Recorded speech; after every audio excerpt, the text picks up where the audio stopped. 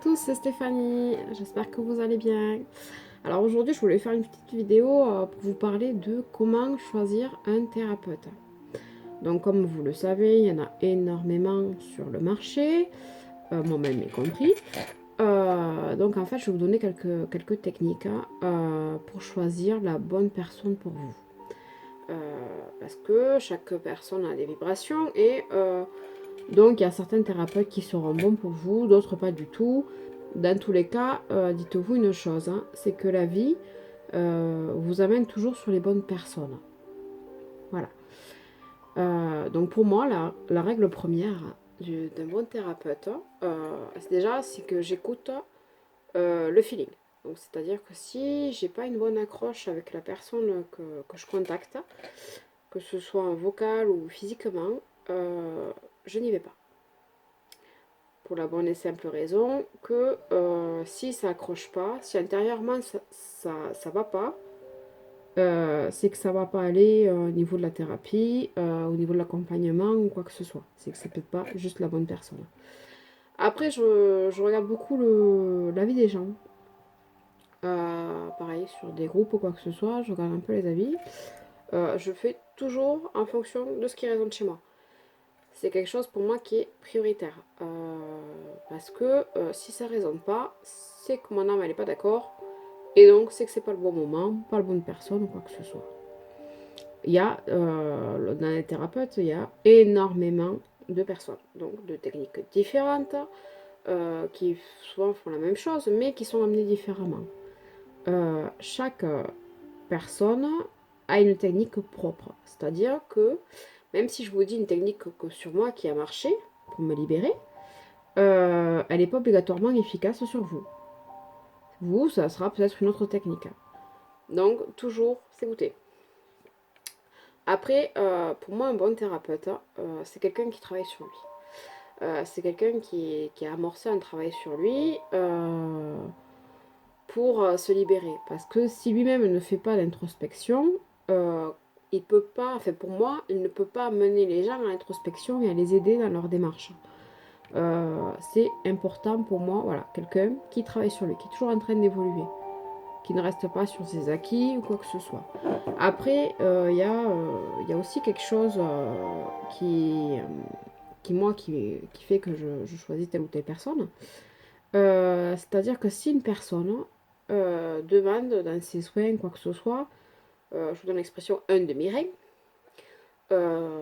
c'est-à-dire des sommes faramineuses, ça ne veut pas forcément dire que la personne est extrêmement bonne. Non. Pareil, si la personne vous demande un tarif réduit, ça ne veut pas dire que la personne est nulle. Non.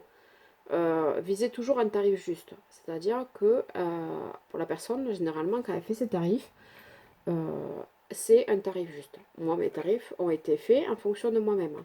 C'est-à-dire que mes tarifs sont alignés avec qui je suis. C'est très difficile. Ça a été très difficile pour moi d'estimer un tarif. Mais comme on m'a fait remarquer, j'en ai besoin aussi pour remplir mon frigo. Parce que ben voilà, hein, mon frigo ne se remplit pas tout seul. Et donc voilà, donc j'ai estimé que j'allais faire un tarif juste. Donc j'ai fait mes tarifs qui sont alignés avec moi-même. C'est-à-dire que pour moi, voilà, ils sont parfaitement bons. Il y a des personnes qui parlent pas du gain ou parce que ben, ils ont un souci avec l'argent, hein, parce qu'il y en a, hein, ça arrive, surtout dans la thérapie alternative, où des gens veulent toujours plus de gain, toujours plus machin, ils en oublient un peu le côté humain, ce qui est un peu dommage. Il faut faire attention. Euh, Si la personne elle vous propose un rendez-vous et que elle vous dit ben, dans une semaine on refait un rendez-vous ensemble et on retraite autre chose, fuyez. Honnêtement, fuyez. Parce qu'elle fera passer en priorité son argent, enfin l'argent, que votre bien-être. Normalement, voilà, on dit que le cerveau met 21 jours pour assimiler une nouvelle donnée. C'est pour ça que moi, je donne pas de soins entre 15 jours, 3 semaines entre les soins. Et pour les guédages, je mets un mois et demi.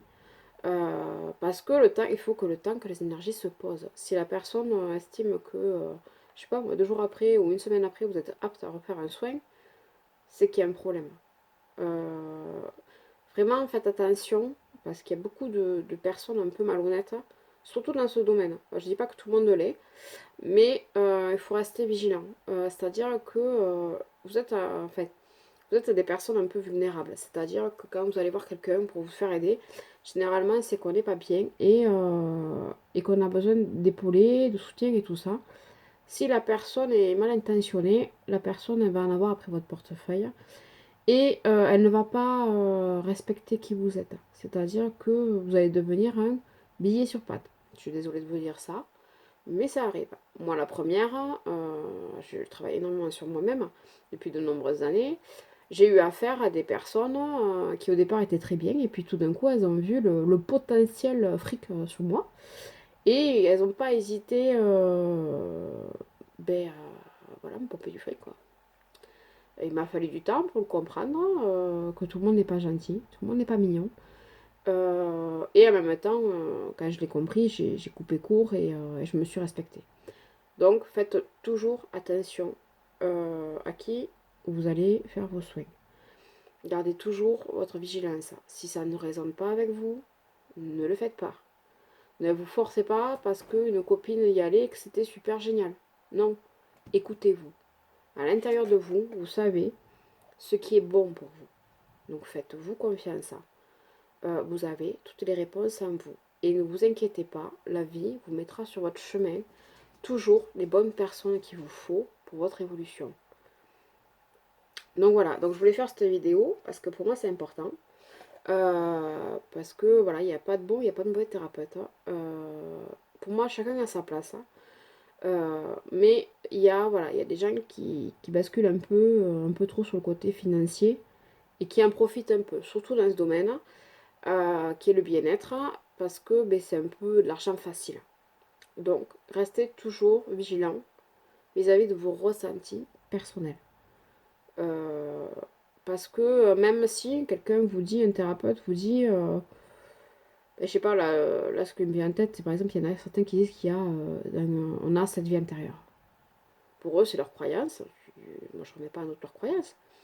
Mais je peux juste vous dire que eux, c'est ce qu'ils ont appris. Sauf que c'est pas forcément la vérité. Comme je vous le disais hier dans une vidéo sur la vie intérieure, la vie intérieure, on a autant de vie intérieure que de leçons à apprendre. Peut-être qu'eux, ils ont vécu que cette vie intérieure. C'est possible. Tout le monde n'est pas